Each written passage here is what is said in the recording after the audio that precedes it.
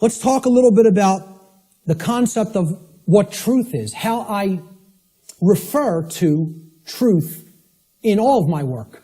Because people have a real deeply mystified concept of what truth is, or what it means. They'll get into all these really deep abstract discussions of the mind of God and, trying to get into quantum theory and everything. This is mystification of the concept of the truth. And we have to demystify it. We have to bring it down to real simple, easy to understand language that anybody can comprehend. And then really completely delineate that from perception of any given thing. Because the two are not the same. When people say perception is reality, nothing could be farther from reality than that statement. Perception is not reality. Okay? It is just what it says, perception. Seeing through, perceive, to see through something. Like a lens or a filter. Okay? I perceive things differently without these glasses. That's one perception. When I put them on, I perceive things quite differently and more clearly. Okay? Well, that's how human perception works, like a lens. It's a filter. Okay? But what's there is the same thing. What's there is the same thing. All that changes how I perceived it. All right? So let's look at this concept. Truth is objective. That means that it's not dependent upon the perceptions of human beings. No one wants to hear that. That is a direct assault, a direct frontal assault on the human ego. Because everybody wants to hear, my perceptions are important. And we want to also believe my perceptions are accurate. Okay? Now people will say, well, what makes you say your perception of this topic is going to be accurate? That's because I went through the process of having to admit over and over and over and over and over again, endlessly, how wrong I was about my former perceptions. I went through that destructive process of breaking down my former belief systems, of breaking down my former emotional patterns, of most of all, changing my behavior. That's the thing that's the most destructive, because we get attached to our behaviors and patterns. So asking people to change, I recognize it's not easy. It took me probably about 8 years of my life to do it. Most people don't want to spend a minute on creating personal change, let alone 8 years. And, when I look at myself, in all honesty, again, none of this is to sound egoic or to toot my own horn, but I look at it like I was a mild case of ego entrapment. A mild case compared to where I see other people at. I feel like I was the, very brittle stone that just needed to be hit with a chisel a few times and it broke into powder. Other people are hardened granite or diamond. To break them down is going to take enormous effort and work. And most of them don't even want to do it. They're so calcified. They've been so compressed into that hardened state that they don't even want to start. So I realize telling people your perceptions are not what really matters. That truth isn't based upon how you perceive things, that it's independent from your perceptions. Most people don't want to hear that. They don't want to hear that. Human beings' perceptions are capable of wavering. They can waver slightly from the truth, and they can waver wildly from the truth. All right? What truth is that which does not waver. It doesn't move. It's that which is. It doesn't matter what anybody thinks about it. It doesn't matter whether anybody believes it. It doesn't matter whether anybody knows it. It doesn't matter whether anybody sees it. It doesn't matter whether anybody wants to see it. It's there. It's always been there. It's always going to be there. Nothing anybody does can change what has happened. Can anybody change what has already occurred in what we call, in the thinking of linear time, the past? Not one person here is capable of doing that. Let me tell you something. Not one being in the entire manifested universe is capable of doing that. Because that which has already occurred is set in the record of the universe. Nothing can change the past. Ever. Great movie on this. Watch the new movie, The Time Machine. Not the original 50s version or 60s version. The new one. I think it came out in late 90s or early 2000s. Okay? This movie got crushed in reviews. Crushed. Whenever reviewers crush a movie and give it the worst ratings, go see that film. Because I guarantee you there's very important allegorical concepts that you need to understand embedded in that film, and that's why the reviewers crush it, because they don't want you getting any ideas, you know? This movie got crushed in the theaters, and I'm telling you, it's one of the best films to understand the concept of the absolute impossibility of changing the past. The past cannot be altered. You know what can be altered? The future. That's what that movie's about. And you know where the alteration of the future begins? In the present moment. That's exactly right. That's the only place it begins. Okay? So what truth is, the demystified concept of truth, is it's simply that which already exists. It's that which has happened in the past and is happening in the present moment. The truth does not exist in the future. When we get to those future moments, and it's the present, truth will be existent then. But not until, okay?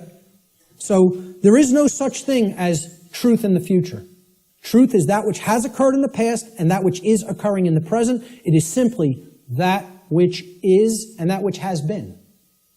Please recognize when I use the word truth, that is all I'm talking about. I'm not talking about the mind of God. I'm not talking about the entire reason for the existence of the universe.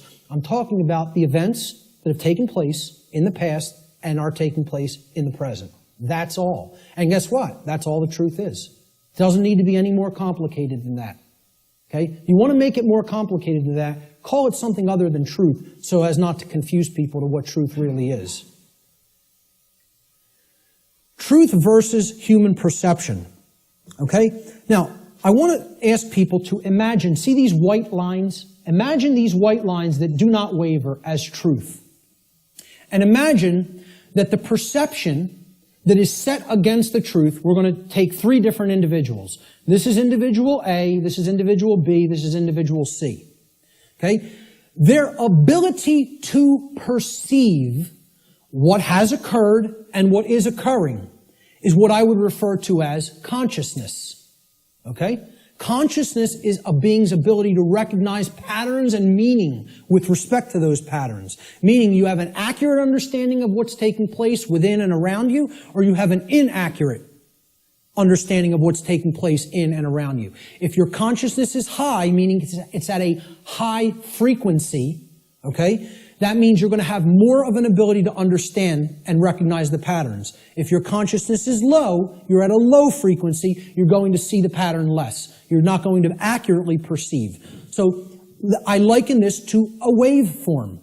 In simple, physics, a wave, this is a simple sine wave, okay? It has its crest here and its trough here, okay? And then the pattern repeats, goes up to the crest, down to the trough, and it repeats over again.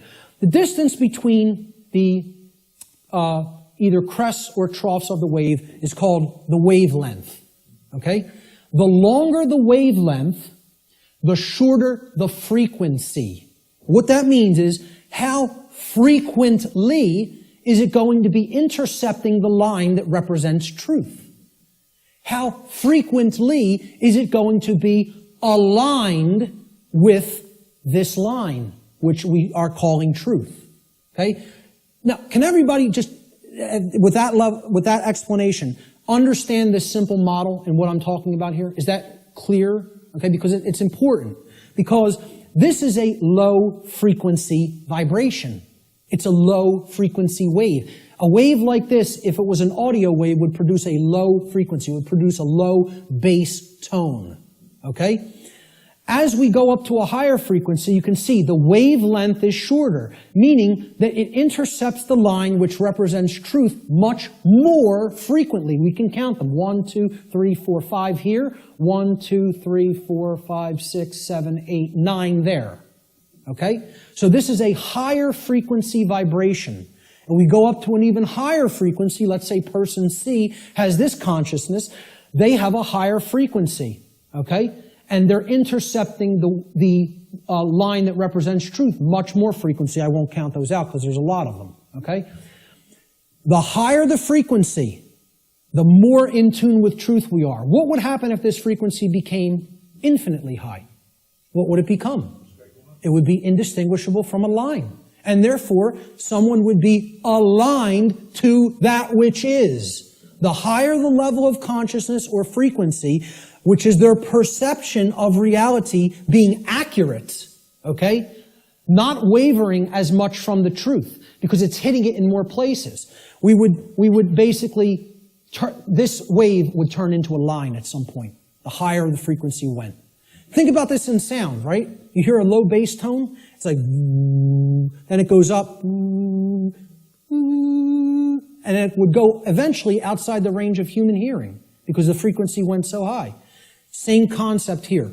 The higher the frequency, the higher the perception of reality, the quality of the perception is going to be. Okay?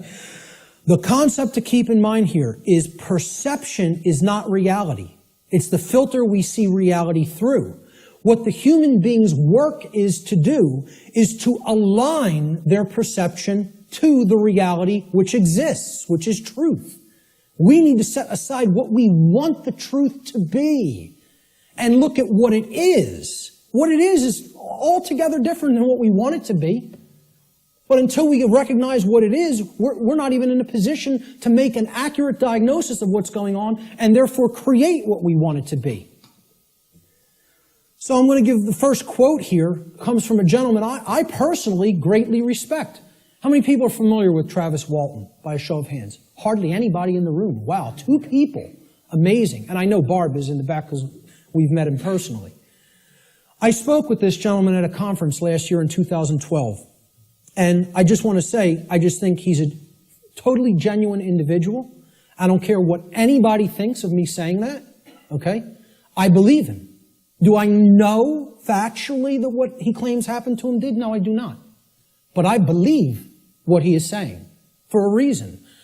When I am around somebody, especially for any length of time, I think my intuition is good that I can get a feel for their heart, okay? And when he's telling you stuff, it's very consistent. And in his book, he asks people, you need to listen to my whole story, suspend your disbelief for a minute, and then do your research, and then make a judgment call. Do you want to believe me? Do you think I'm telling you the truth? Do you think I'm lying to you? And then make up your own mind. Okay? And who Travis Walton is, he claims that he was an abductee, that he was taken on board an extraterrestrial craft at a point in his life. He disappeared for days. They were out looking for him, and his best friends were accused of murdering him. And he shows up 5 days later in like deplorable conditions, out on a country road someplace. But anyway, again, I spoke with him back in 2012. I just bumped into him again. We were just at a conference. I'm bringing this up for a reason. We were just at a conference in Philadelphia where he spoke. And this quote, I feel I would start, if I was going to quote somebody, I was going to make this like the first quote in the presentation today. Travis Walton says in his book, which is called Fire in the Sky, he said, I have come to realize that the biggest problem anywhere in the world, the biggest problem anywhere in the world is that people's perceptions of reality are compulsively filtered through the screening mesh of what they want and do not want to be true. Now, when I read that in his book, I got chills up and down my spine. Because I said, this meshes exactly with what I'm talking about in my section, in my presentation called Truth versus Perception. And he's encapsulating it in a sentence perfectly. All right? We want things to be true. That doesn't make it so. That's not what makes truth the way that it is. What makes truth is the way that it is what behaviors were taken and what is the actual effect in the manifested world. That's how things are. Okay? It doesn't matter how we want them to be. They may be a completely different way right now than we want them to be. And I would say, for the people in this room, they are a completely different way than we want them to be. But most people in the world think, they kind of believe that they're the arbiter of truth. And that's a bad place to be in. That's a very, very low level of consciousness. To think that if I don't believe that it's this way, it's not this way. Many people are trapped in that state of mind.